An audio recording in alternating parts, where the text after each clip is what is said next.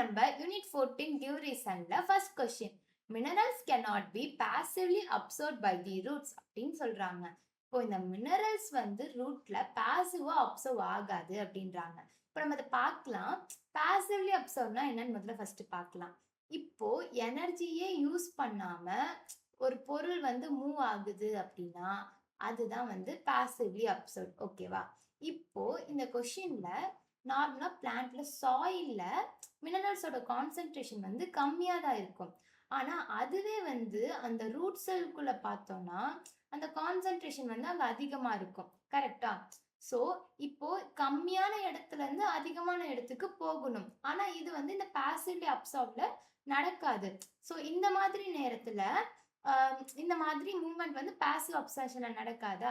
இப்போ என்ன பண்ணணும்னு கேட்டிங்கன்னா இந்த பிளான்ட்ல இருக்க இந்த ஏடிபி, ஓகேவா, இந்த ஏடிபி எனர்ஜியை இது யூஸ் பண்ணி இங்க வந்து நமக்கு ஆக்டிவ் டிரான்ஸ்போர்ட் வந்து நடக்கும். இப்போ இந்த ஆக்டிவ் டிரான்ஸ்போர்ட் நடக்கிறது மூலியமா நமக்கு மினரல்ஸ் வந்து அப்சர்வ் பண்ணலாம். ஓகேவா? ஸோ அதனாலதான் அவங்க என்ன சொல்லிருக்காங்க, minerals cannot be passively absorbed by the roots. நார்மலா பாசிவா வந்து அப்சர்வ் ஆகாது அப்படின்ட்டாங்க. Quick recall. இப்போ இந்த கொஸ்டின் என்ன கேட்டாங்க, மினரல்ஸ் ஏன் ரூட்ல பாசிவா அப்சர்வ் ஆகாதுன்னு கேட்டாங்க. ஏன்னா அதால ஒரு லோ கான்சென்ட்ரேஷன்ல இருந்து இப்படி அதிகமா இருக்கிற இடத்துக்கு மாற முடியாது.